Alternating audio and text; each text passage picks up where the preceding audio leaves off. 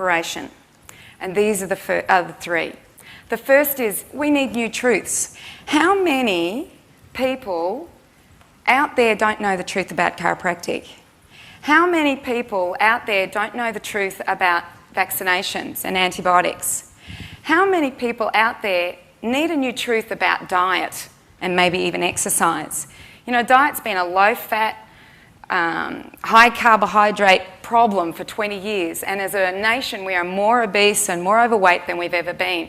So in order to make some changes, we need to teach them the new truths. And the new truths I feel with eating is that we can eat butter, we can have chocolate, we can eat foods that we really like and are yummy and can be part of a balanced diet. The second part is emotion. You have to get them emotional. And the way you get people emotional is you start to show them things like we've just been seeing for the last couple of days. And the third part is we've got to get some behaviour changes happening. And I have to tell you, when you get emotion changing, you start to change behaviour. I had a friend whose child at the age of 18 months was given his 18-month vaccination, and 3 days later he died. He was a healthy, amazing little kid. And about 4 months later, she rang me and she said, "Cindy, I want to know what you know." Because she used to be the type of woman who would stand in front of her children so that I couldn't get near her because I wasn't vaccinated and neither were my children. And I said to her, "Okay, what do you want to know?" And so I went through everything. We got Vera Schreibner up. We had 175 of her friends come and listen to Vera. That was an emotion that was so strong that she started to change behaviour. Her next child had no vaccinations, and he's nearly 10, no antibiotics, nothing. And she keeps saying to me, "I can't believe how healthy he is." So how do you teach a new truth which will give people the opportunity to change their behaviour or habits and in turn change our children and perhaps the world? New truth needs an aha, a moment where people know what you are saying is true and right for them. My speciality is nutrition, and when I speak on radio or television or publicly, I always get comments on my website or letters in my mailbox saying how my message was simple and that the message and the simplicity of the message had really changed their thoughts about food. This is what people want. They want more simplicity in their otherwise complicated life, especially when it comes to healthcare. I'm not talking about the one pill wonder or the quick fix, just the nourishing effects of feeling healthy and alive again.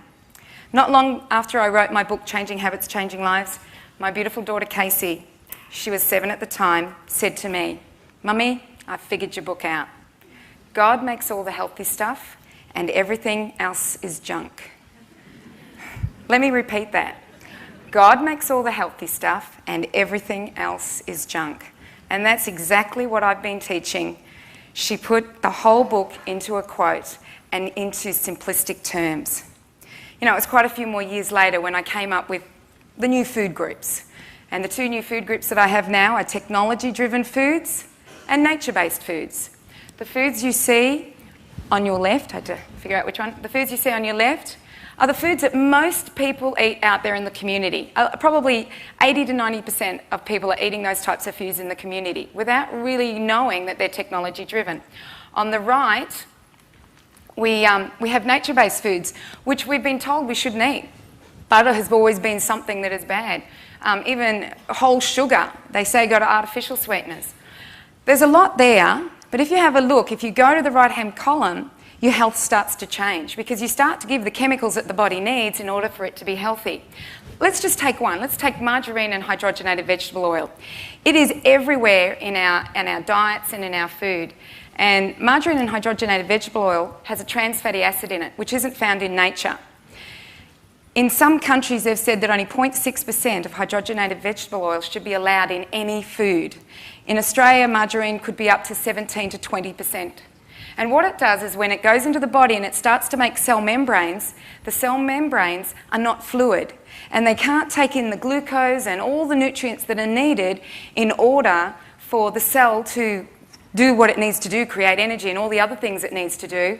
And what happens is that we start to have a cell that's not functioning well and therefore we have a body that's not functioning well. Have you ever wondered why in the last, I believe it's now 20 years, there is a 300% increase in diabetes? And when you look that glucose can't even get into the cell, no wonder we have insulin and glucagon problems. And that's just looking at one of the foods that are consistently found in just about every food. I don't know what they're using in the hotel, whether it is hydrogenated vegetable oil or whether they're using butter, but I'm a person who always asks, because if you don't ask, then you're never going to know, and you're going to be consuming foods that are doing you harm, not good. The next one, aspartame, artificial sweeteners, they're the same. They're one of the most dangerous chemicals that are in our food supply, yet they're allowed in there. Like I said, there's a lot there, and I'm not going to have the chance to go through all of it, but at least be aware so that you can start to change some of your habits with your eating. You know, medical research has consistently shown that many lifestyle diseases, heart disease, cancer, diabetes, ADD, ADHD, asthma, arthritis, to name just a few, are in part, if not in whole, caused by an engineered and manipulated food supply, focused on profit instead of health. What's so alarming is most people don't even know they're consuming these foods. We need to tell them. Our children are in the middle of an epidemic. Statistics tell us that this generation of children will not live as long as their parents. A large percentage are either overweight or obese, have adult diseases like diabetes and heart disease, have agitated nervous systems causing ADD and ADHD. You like that? And are plagued by allergies and asthma. We need to do something. And the first place to start is with you.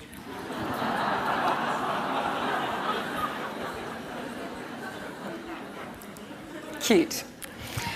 Feed yourself and your family foods that do not allow the food companies to inflict their choices on you. Throw a pebble in the pond. Become a conscious consumer. A conscious consumer is a powerful consumer.